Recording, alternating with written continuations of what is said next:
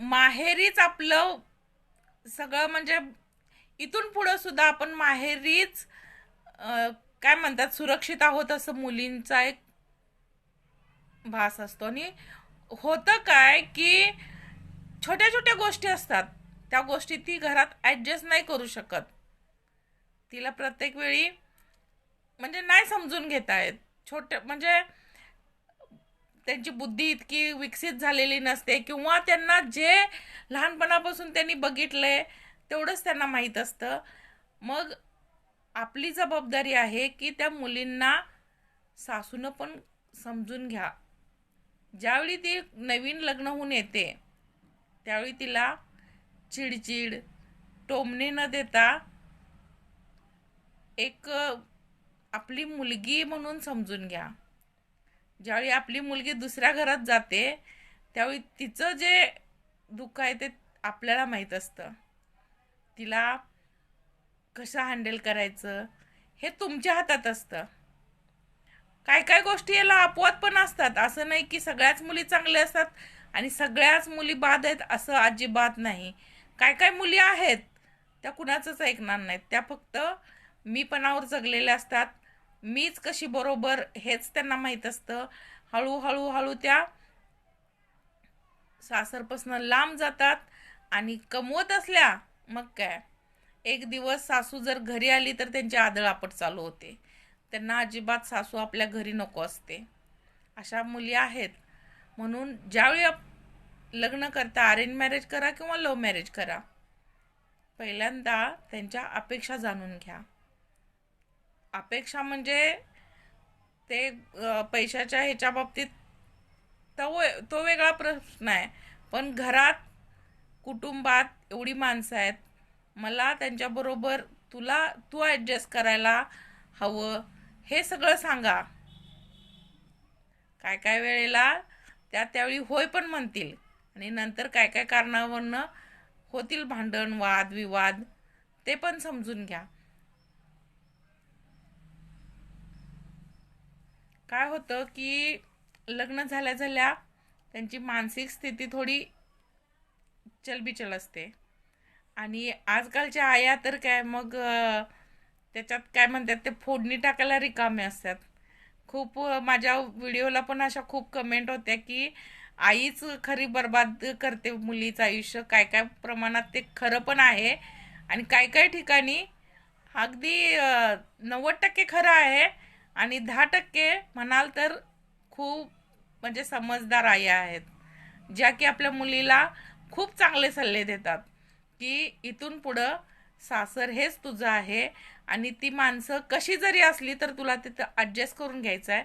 कशी जरी म्हणजे इतकी पण अमानुष नसतात, इतकं पण असं आपण म्हणतो की नाही की चांगलीच नाहीत, काही नसते. फक्त आपण ॲडजस्ट होत नाही म्हणून ती चांगली नाहीत, नाहीतर ती त्यांच्या जागी योग्यच असतात. फक्त आपल्याला ॲडजस्ट होता येत नाही म्हणून सासरची माणसं चांगली नाहीत असं म्हणून अजिबात चालत नाही. कारण त्यांची संस्कृती, त्यांचे रीतिरिवाज, त्यांच्या घरात म्हणजे परंपरा हे सगळं वेगळं असतं.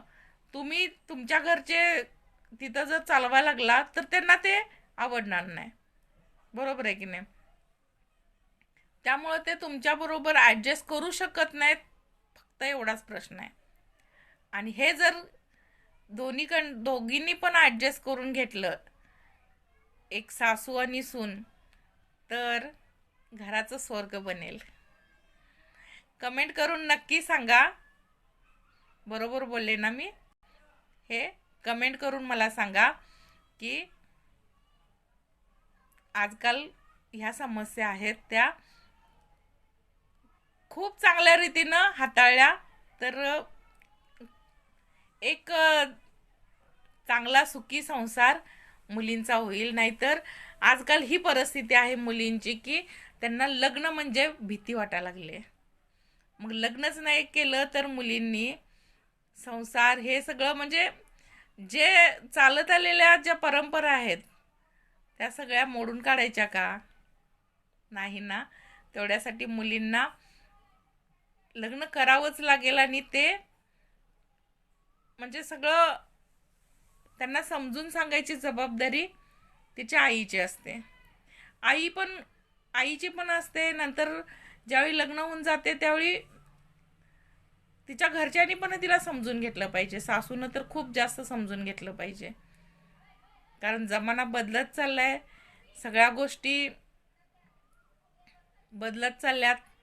त्यामुळं बदलत्या काळानुसार आपण काय करतो, आपण पूर्वीच सगळं हे का धरून बसतो. जसं पहिला होतं तसंच मी असं केलं ना ॲडजस्ट, सुनने पण करायचं.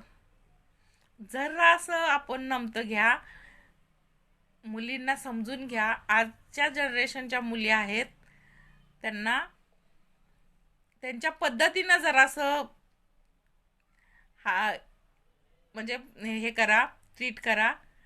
खूप चांगला संसार होईल दोघांचा पण. व्हिडिओ आवडल्यास लाईक करा, कमेंट करा. कमेंटमध्ये नक्की सांगा की आजकालचा लग्न म्हणजे एक खूप भयावह चित्र आहे. तर सबस्क्राईब करायला विसरू नका, फॉलो करायला विसरू नका.